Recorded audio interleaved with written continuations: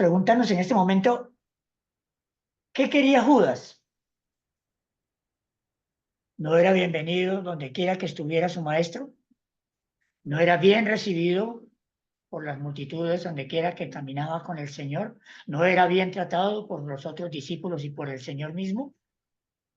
Entonces, ¿qué le llevó a Judas a tal acción que no fue otra sino que una traición?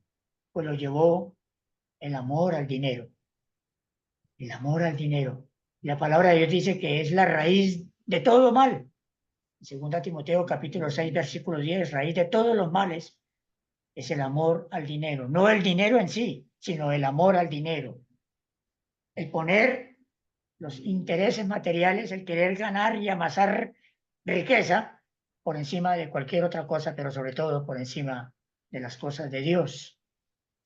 Entonces, después de haber hecho ese inicuo plan, ese inicuo trato, Judas tuvo tiempo de arrepentirse, de revocarlo. Quizá después de que salió con el dinero, con las 30 piezas de plata, pudo haberse regresado inmediatamente y entregarlas y decir, no, esto no puede ser. De hecho lo hizo, pero ya fue demasiado tarde, ¿cierto? Les tiró allá a los pies de los religiosos el dinero, pero ya fue demasiado tarde. De manera, hermanos, que Judas, movido por la codicia, por el amor al dinero, él traiciona al Señor. Y hoy en día hay muchos que, como Judas, creen ser cristianos, pero viven engañados. Judas anduvo con el Señor, comió con el Señor, durmió junto al Señor, vio sus milagros, sus señales, participó de ellos. Era contado entre los discípulos del Señor, pero Judas quizá nunca se arrepintió realmente, nunca aceptó el amor de Dios a través del Señor Jesucristo. Y así hoy día quizá hay muchos en la iglesia cristiana, años y años asistiendo a las reuniones, años y años escuchando la palabra de Dios, años y años en los estudios bíblicos, en las prédicas, en los sermones, y viven una vida religiosa, pero viven engañados. Qué triste esto. Viven engañados. No son creyentes y aprenden a expresarse como cristianos y aprenden a vestirse como cristianos, pero no son en realidad creyentes. De manera que si esta es su condición, amigo, le invito a que reflexione porque está perdiendo su tiempo. Mientras usted no tenga un sincero arrepentimiento y un verdadero encuentro personal con el Señor Jesucristo, usted está engañado y el diablo le va a mantener así engañado por mucho tiempo y ojalá no le suceda como a Judas, que cuando se arrepintió sea ya demasiado tarde. Versículos 17 al 26. El primer día de la fiesta de los panes sin levadura vinieron los discípulos a Jesús diciéndole, ¿dónde quieres que partamos, que preparemos para que comas la Pascua? Y él dijo, id a la ciudad a cierto hombre y decidle, el maestro dice, mi tiempo está cerca, en tu casa celebraré la Pascua con mis discípulos. Y los discípulos hicieron como Jesús les mandó y prepararon la Pascua. Versículo 20. Cuando llegó la noche, se sentó a la mesa con los 12, y mientras comían, dijo, de cierto os digo que uno de vosotros me va a entregar. Entristecidos en gran manera, comenzó cada uno de ellos a decirle, ¿soy yo, Señor? Entonces él respondiendo dijo, el que mete la mano conmigo en el plato, ese me va a entregar. A la verdad el Hijo del Hombre va según está escrito de él, mas hay de aquel hombre por quien el Hijo del Hombre es entregado. Bueno le fuera a este hombre no haber nacido. Entonces, respondiendo Judas, el que le entregaba, dijo, ¿soy yo, maestro? Le dijo, tú lo has dicho. Y mientras comían, tomó Jesús el pan y bendijo y lo partió y dio a sus discípulos y dijo, tomad, comed, esto es mi cuerpo. Estos versículos que acabamos de leer En ellos el Señor y sus discípulos se preparan para la comida de Pascua y la celebración juntos de la Pascua.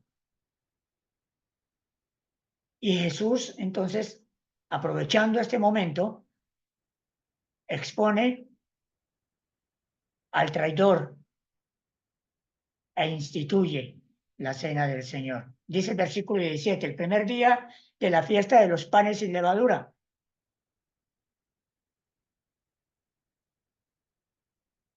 Y los discípulos le preguntan, Señor, ¿dónde quiere que hagamos el preparativo para que comamos la Pascua? Y entonces el Señor le responde que fueran a la ciudad, a la casa de cierto hombre, y le dijeran, el maestro dice, mi tiempo está cerca, voy a celebrar la Pascua con mis discípulos. Interesante, no se habla más de esta persona, de este hombre. Yo le llamo los amigos y servidores secretos del Señor. Nunca más se sabe de ellos. No se sabe si previamente el Señor había tenido un encuentro con esta persona o sencillamente eh, el poder del Señor y el Espíritu Santo hizo que las cosas se dieran de esta manera. La palabra no lo declara, de manera que cualquier cosa que digamos es especulación. Entonces, en estos versículos en particular nos muestran el dominio que ejercía el Señor sobre las circunstancias. Como decía, no se sabe si ya había tenido algún encuentro con esta persona o no, pero vemos que el Señor tiene el control y el dominio sobre todas las situaciones, sobre todas las circunstancias, cosas que no parecen estar fuera del control para Él. El Señor muestra como que todo fluye y sucede normalmente, como dice el dicho, todo está fríamente calculado, nada se sale del control del Señor. Y así como Él lo dijo, así sucedió. Y entonces los discípulos en el versículo 19 hicieron entonces como Jesús les había mandado y prepararon la Pascua. La fiesta de la Pascua y de los panes sin levadura duraba 7 días, desde el 15 hasta el 21 del mes de Nisan, entre los meses de marzo y abril. Y justamente en esa fiesta, en el primer día, se celebraba la Pascua y el resto de la semana, pues era la celebración de los panes sin levadura. Y el versículo 20 dice, y al anochecer, o sea, cuando llegó la noche, se juntó con los discípulos para celebrar la fiesta más importante para ellos, para los judíos. Y mientras comían, dice el versículo 21, dijo el Señor, de repente, yo creo que hay un silencio.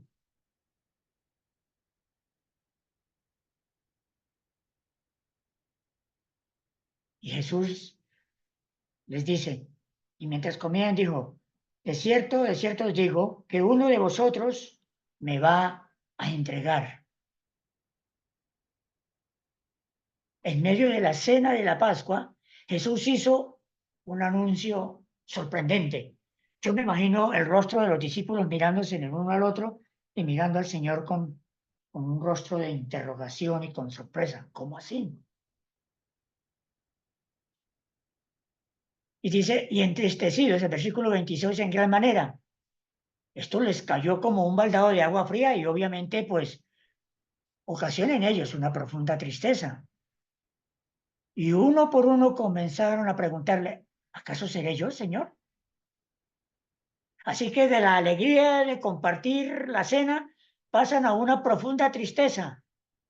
Traicionar a su maestro no cabía en la cabeza de ninguno de ellos. Era algo que estaba fuera del pensamiento. No podía ser. De manera que cada uno empieza a preguntarle al Señor si era Él. Y el Señor da una respuesta. El versículo 26, el que mete la mano conmigo en el plato, ese es el que me va a traicionar, el que me va a entregar, respondió el Señor, haciendo referencia a Judas, quien realizaba esta acción de meter la mano en el plato quizá en el mismo momento en que el Señor lo estaba haciendo, ¿cierto? Había un plato con especies y según la tradición dice que partían el pan, lo mojaban en esas especies, había aceite de oliva y hierbas amargas y otros eh, componentes, y comían el bocado de pan. Y quizá en el momento que el Señor lo hizo, Judas también lo hace, y es como cuando el Señor hace referencia a él. Pero el Señor dice en el versículo 24, la verdad el Hijo del Hombre va según está escrito de él. Mas ay de aquel hombre por quien el Hijo del Hombre es entregado. Bueno le fuera a este hombre no haber nacido. Aquí el Señor hace una declaración que muestra lo terrible de la acción que Judas cometió.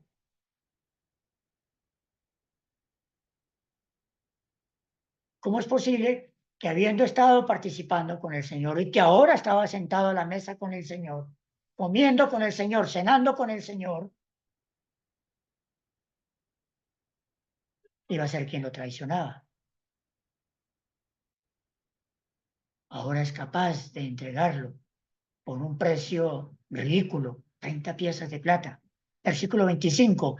Entonces, respondiendo Judas, el que le entregaba, dijo, ¿soy yo, maestro? Y la respuesta del Señor fue, tú lo has dicho.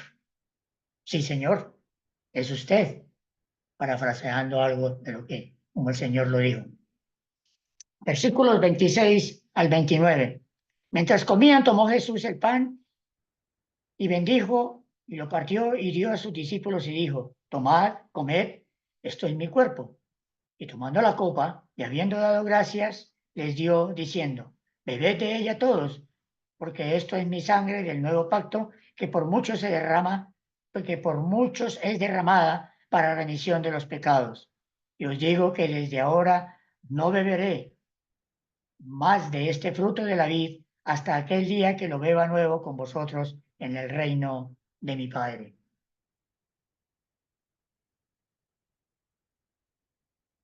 Jesús instituye la cena del Señor. Dice, tomó Jesús el pan y bendijo y lo partió y dio a sus discípulos y dijo, tomad y comed, esto es mi cuerpo. Hermanos, la cena del Señor es la única reunión para la iglesia instituida por el Señor. De ahí la importancia y el significado de esta reunión.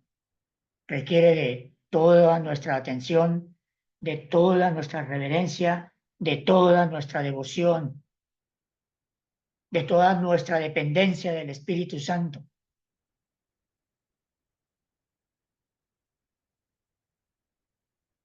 instituida por el Señor mismo, con un propósito, para recordarle a Él, tomad, comed, esto es mi cuerpo, esto es mi sangre del nuevo pacto.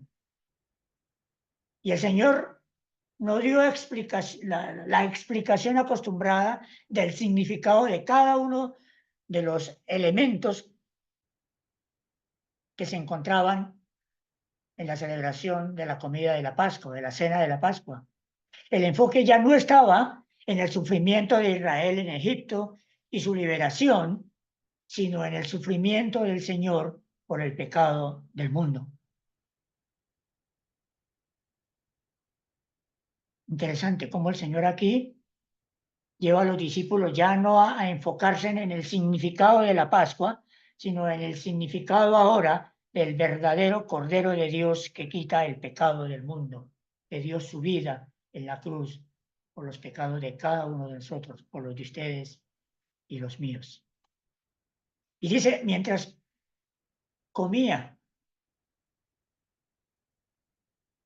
de una vez la acción y la enseñanza. Entonces, mientras nosotros comemos el pan, debemos recordar cómo el Señor fue quebrado, fue atravesado, fue golpeado, todo el maltrato físico que le propinaron sus verdugos. Entonces debemos recordar cómo el Señor sufrió por nosotros. Y mientras bebemos la copa, debemos recordar que su sangre fue derramada en el Calvario por todos nosotros para limpiar nuestros pecados. Que la Biblia dice, sin derramamiento de sangre no hay remisión de pecados. Y no fue la excepción. El Señor tuvo que derramar su sangre para limpiarnos de todo pecado. Dice en la primera carta a los Corintios, en el capítulo 11, versículo 26, hablando de esta reunión tan importante, tan relevante para la iglesia del Señor, dice así: pues todas las veces que comiereis este pan y bebiereis esta copa, la muerte del Señor anunciáis hasta que Él venga. De manera, mis amados hermanos, que no menospreciemos esta reunión tan importante, que le demos la importancia que ella merece, que no se vuelva un ritual, una ceremonia sin ponerle el sentido que se le debe poner. Es muy importante, es muy seria, puesto que el Señor mismo la instituyó. Versículos 30 al 35. Dice la palabra de Dios: y cuando hubieron cantado el himno, salieron del monte de los olivos. Entonces Jesús les dijo: todos vosotros os escandalizaréis de mí esta noche, porque escrito está: heriré al pastor y las ovejas del rebaño serán dispersadas. Pero después que haya resucitado, iré delante de vosotros a Galilea. Respondiendo Pedro le dijo: aunque todos se escandalicen de ti, yo nunca me escandalizaré. Se me enredó la lengua. Jesús le dijo: de cierto te digo que esta noche, antes que el gallo cante, me negarás 3 veces. Pedro le dijo: aunque me sea necesario morir contigo, no te negaré. Y todos los discípulos dijeron lo mismo. Me imagino todos asintiendo con la cabeza: sí, Señor, eso es verdad. Estamos dispuestos a hacer eso. Hermanos, en esos versículos que acabamos de leer, Jesús anuncia la negación de Pedro y la deserción, por decirlo de alguna manera, de sus discípulos, puesto que todos salieron corriendo en el momento crítico. Todos vosotros os escandalizaréis de mí esta noche, dice el versículo 31. Y el Señor dijo esto no para condenar a sus discípulos, para decirles: no, ustedes definitivamente no están en nada. Estos 3 años y algo con ustedes fue tiempo perdido. No, no lo hizo para ponerlos en ridículo ni escandalizarlos, sino para mostrarles que realmente estaba en control de la situación y para demostrar que las escrituras declaraban todo lo que él iba a sufrir, todo lo que el Mesías debía hacer y que todo lo que las escrituras decían debería cumplirse. Todo estaba escrito. Y el Señor en repetidas ocasiones lo dijo: para que las escrituras se cumplan, para que todo lo que está escrito se cumpla. El Señor vino a guardar la ley. El Señor vino a cumplir las escrituras, los mandamientos, la ley de Dios. Él no vino a revocarla, sino a obedecerla. Y todo sucedió tal cual estaba profetizado por los antiguos profetas en el Antiguo Testamento. Versículo 32. Después que haya resucitado, les dice, Jesús ya estaba viendo más allá de la cruz, más allá de sus sufrimientos, de su muerte. Sus ojos estaban puestos, como dice Hebreos 12:2, creo que dice, por el gozo puesto delante de él. Sí, los sufrimientos, el dolor que había dentro de él era grande, incalculable, pero para él había un gozo por delante, el gozo de salvar un pueblo para la honra y la gloria de él, para la alabanza del Padre. Versículo 33. Respondiendo Pedro le dijo: aunque todos se escandalicen de ti, yo nunca me escandalizaré. Salió Pedro a mostrarse, el impetuoso, el que quizá no pensaba antes de hablar. Pero hermanos, tal vez Pedro no estaba consciente de la realidad espiritual y de la batalla, de la guerra espiritual que le esperaba. El Señor en cierta ocasión le dijo: "Pártate de mí, Satanás". No tratando a Pedro como Satanás, sino siendo instrumento de Satanás para decir y hacer cosas que no eran coherentes. Pedro se sentía valiente en el momento, pero pronto Pedro se sentiría el hombre más intimidado que nada. Dos mujeres lo intimidaron con solo preguntarle el que lo habían visto con Jesús, que tenía que decir que sí, simplemente decir sí, sí, yo estaba con él, yo soy uno de sus discípulos, de sus seguidores, pero no. Verso 34, Jesús le dijo: "De cierto te digo que esta noche, antes que el gallo cante, me negarás 3 veces". Y vuelve otra vez Pedro: "Aunque me sea necesario morir contigo, no te negaré". Y los demás discípulos, pues, obviamente, estuvieron de acuerdo, asintieron lo mismo. Hermanos, quizá en Pedro había mucha autoconfianza, y la autoconfianza es inadecuada, inapropiada. La autoconfianza es el primer paso para la caída, para la derrota. Quizá todos nosotros en algún momento somos propensos a tener exceso de confianza, pero caen aquellos que confían más en sí mismos que en aquellos que confían completamente en el Señor. Pablo dice en 1 Corintios capítulo 10, versículo 12: "Así que el que piensa estar firme, mira que no caiga".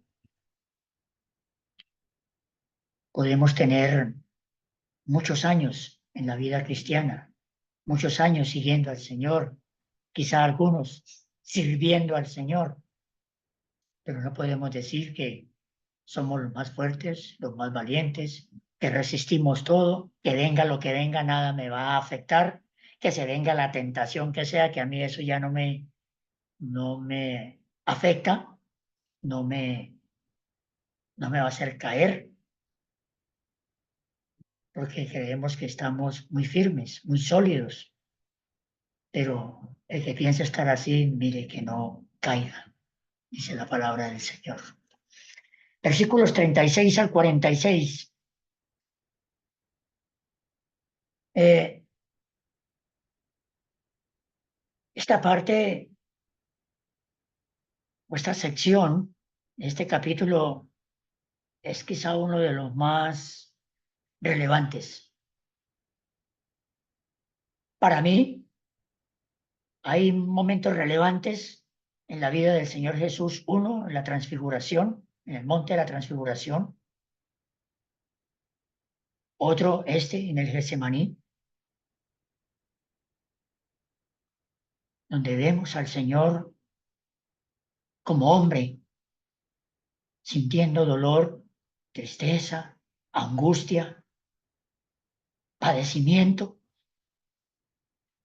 Otro, pues, su muerte y posteriormente su resurrección. Son acontecimientos, son eventos, son cuadros que, que vale la pena resaltarlos y que impactan en cierta medida. Y pues no voy a leer los versículos todos porque pues por cuestión de tiempo, pero vamos a resaltar aquí en la oración que Jesús hace por su profunda angustia, por su profundo dolor. Y aquí el Señor va con sus discípulos hasta el huerto de Getsemaní y le pide a su círculo íntimo, como los mismos que llamó allí en el monte de la transfiguración a Pedro, Jacobo y Juan, a que estén un poco más cerca de él, que lo acompañen en este angustioso momento, en este angustioso tiempo, y ellos tienen el privilegio de contemplar su tristeza, de ver lo que está pasando allí, la forma en que él ora, cómo se postra y cómo dicen que su sudor era como grandes gotas de sangre que caían hasta la tierra. Quizá alcanzaban a escuchar las palabras del Señor dirigiéndose al Padre. Qué privilegio para estos tres hombres. Y entonces el Señor expresa estos sentimientos en tres oraciones. Ora la primera vez, regresa y encuentra a sus discípulos durmiendo. Va nuevamente y ora, y vuelve y los encuentra durmiendo. Y ya la tercera vez, pues igual, y les dice que ya, tranquilos, sigan durmiendo, descansen, relájense, porque la hora ha llegado. Entonces, en este momento de angustia, el Señor enfrenta la tentación quizás más difícil de su vida, quizás más difícil que la que encontramos en Mateo capítulo 4, después del bautismo del Señor.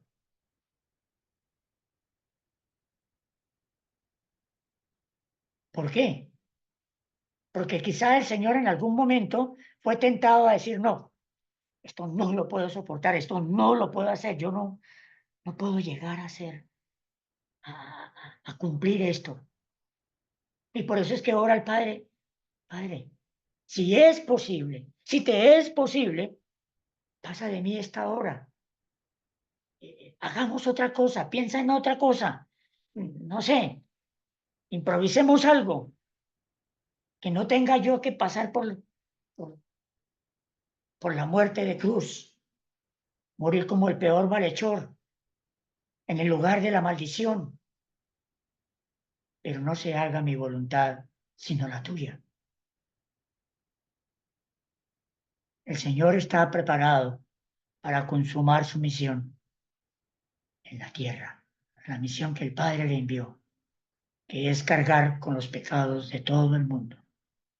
Fue difícil, fue duro, pero estuvo dispuesto a hacer la voluntad del Padre. Y en la expresión, mi alma está muy triste hasta la muerte, es una expresión, hermanos, de profundo dolor. Hasta la muerte ya sabía lo que le esperaba.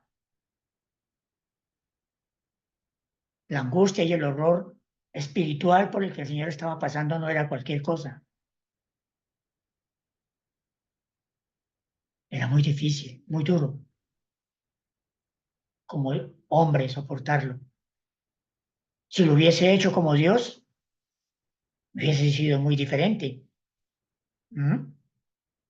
Con solo haber hecho una señal, un chasquido de sus dedos, una palabra simple, hubiese, como él mismo dice más adelante, legiones de ángeles hubiesen venido a socorrerlo, a ayudarlo, pero todo el plan eterno de Dios se hubiese echado a perder. Y ustedes y yo estaríamos perdidos por la eternidad. De manera que el Señor prefirió hacer la voluntad del Padre. Y al que no conoció pecado, Jesucristo, por nosotros se hizo pecado.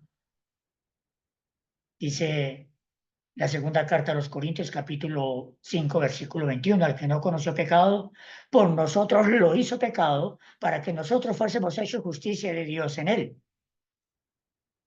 Hermanos,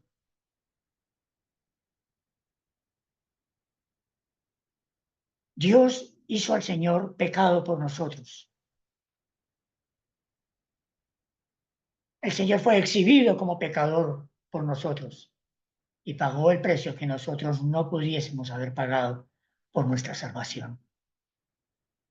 Gracias al Señor por esa salvación tan grande que Él obró en la cruz del Calvario. Versículos 47 al 56. El arresto del Señor. Entonces, después de que el Señor ora tres veces, dice el versículo 47, mientras Todavía hablaba, Judas, uno de los 12, y con él mucha gente, con espadas y palos, de parte de los principales sacerdotes y de los ancianos del pueblo. Y el versículo 48, y el que le entregaba les había dado señal diciendo, al que yo besare, a ese prenderle. Hermanos, esa señal de Judas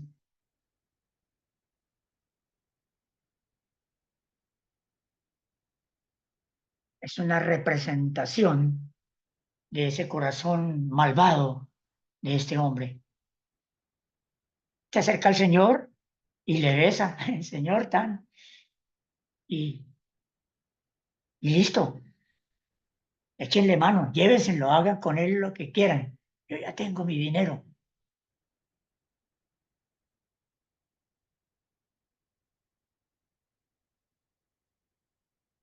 Un hombre inicuo, sin corazón, un corazón no arrepentido.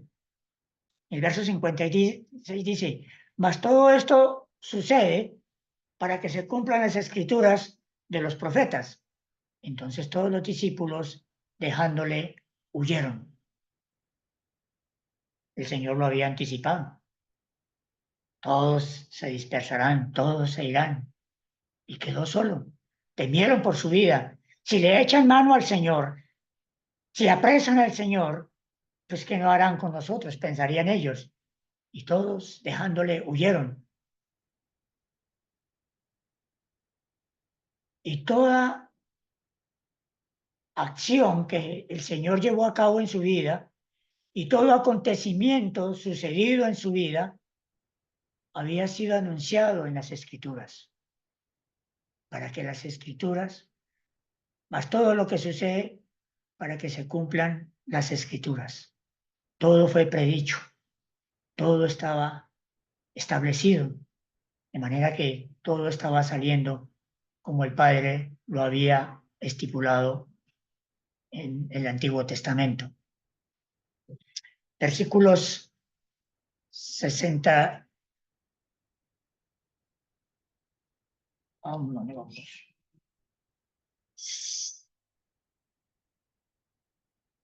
57 hasta el 68. Ahora el Señor es aprendido y es llevado ante el concilio. Los que le prendieron a Jesús lo llevaron al sumo sacerdote Caifás, donde estaban reunidos los escribas y los ancianos. Y dice el versículo 58, más Pedro le seguía de lejos hasta el patio del sumo sacerdote y entrando se sentó con los alguaciles para ver el fin, para ver qué pasaba, qué sucedía. En el versículo 59, los principales sacerdotes y los ancianos y todo el concilio buscaban falso testimonio contra Jesús para entregarle a la muerte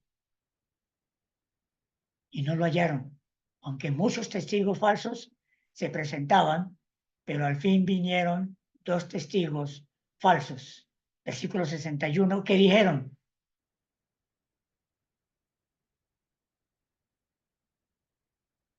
este dijo, puedo derribar el templo de Dios y en 3 días reedificarlo.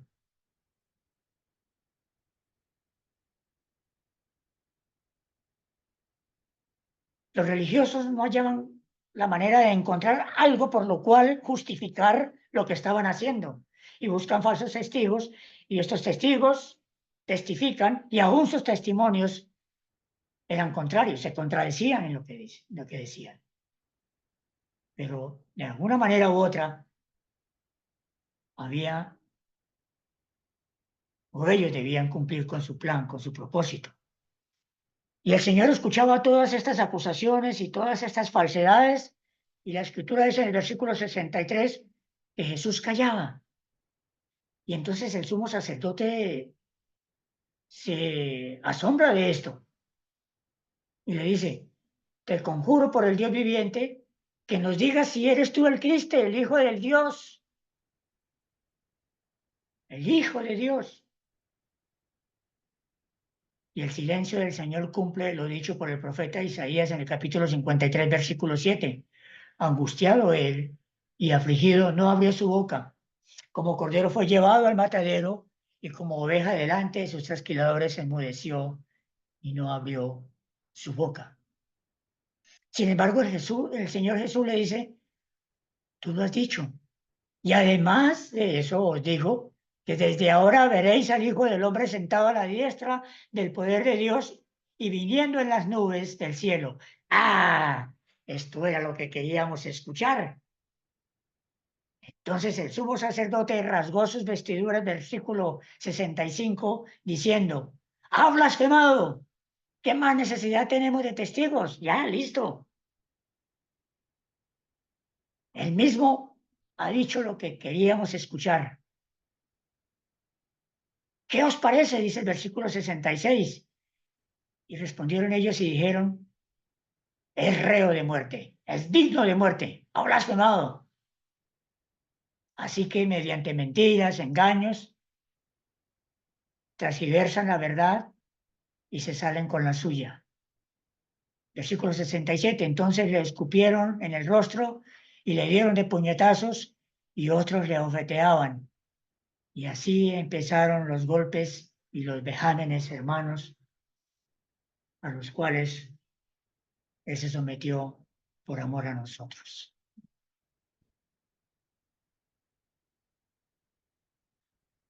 Versículos 69 al 75. Encontramos ahora que Pedro niega a Jesús temiendo, por decirlo así, ser asociado o identificado con el Señor. Entonces él niega su relación de todo punto de vista con el Señor Jesús 3 veces. Versículo 69. Pedro estaba sentado fuera del patio y se le acercó una criada diciendo, tú también estabas con Jesús el Galileo. Ahora Pedro empieza a ser probado de una manera que él no lo esperaba.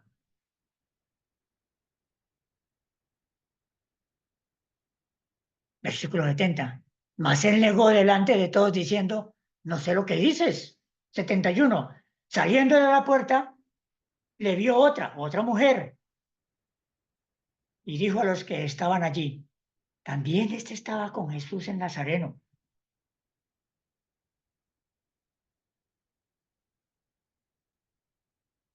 Por segunda vez, entonces, Pedro niega que no conoce al Señor. Y esta vez con juramento. Pero él negó otra vez con juramento, no conozco al hombre. Y su temor se hace aún más evidente. Se va donde la primera mujer lo descubre.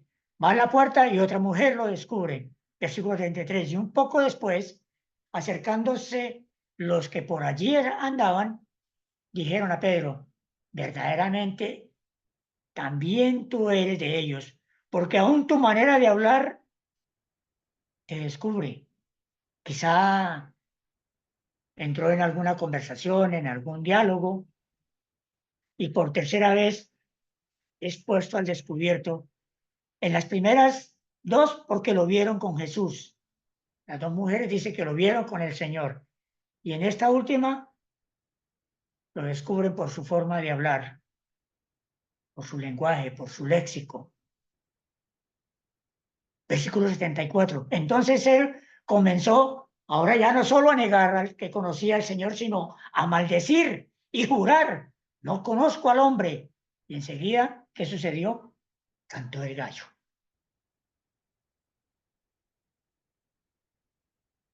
Versículo 75. Entonces Pedro se acordó de las palabras de Jesús que le había dicho, antes que cante el gallo, me negarás 3 veces. Y saliendo fuera, lloró amargamente. Pedro, luego de escuchar el canto del gallo, seguro que el Espíritu Santo le recordó las palabras del Señor y le retumbaron los oídos y la conciencia. en lo más profundo, en las entrañas, en su interior, confrontándolo con la verdad y haciéndole ver la mentira o las mentiras que había dicho, aún hasta maldiciendo y jurando. Hermanos, Pedro cayó en el pecado por sorpresa, ¿cierto? Fue sorprendido, no como Judas, que cayó en el pecado con intención. Pedro se arrepintió, Judas sintió remordimiento, Pedro fue perdonado, Judas se perdió. Al corazón contrito y humillado el Señor no desprecia. Quiero invitar esta noche a las personas que me escuchan y que aún no han aceptado al Señor como su Salvador y Señor, que reflexione y abra su corazón y le acepte. Reciba el perdón que el Señor gratuitamente ofrece.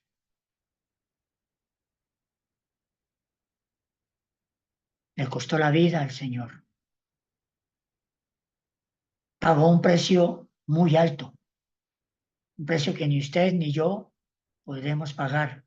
No hay dinero en el mundo que pueda comprar la salvación, porque el valor de un alma para el Señor es invaluable, es incalculable. El Señor le ama y quiere salvar su alma. El Señor le está esperando con los brazos abiertos. Como Pedro, arrepiéntase de corazón,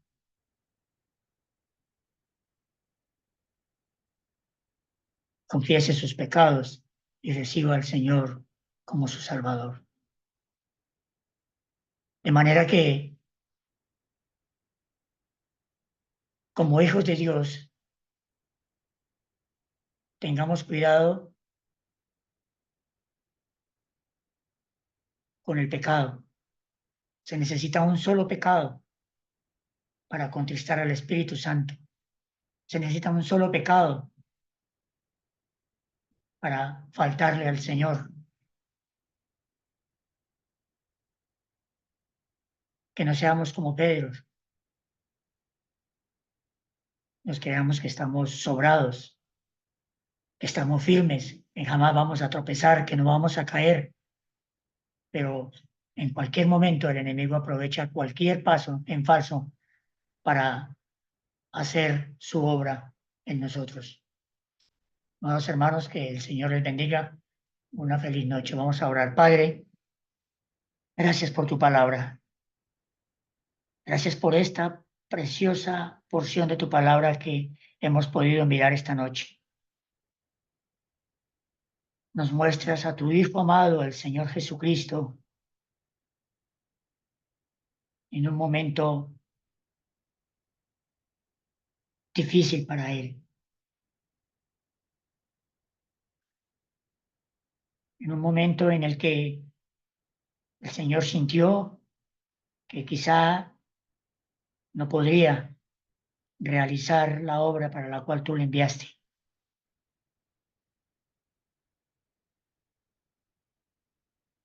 Pero Señor, gracias a ti que estuviste dispuesto a hacer la voluntad del Padre.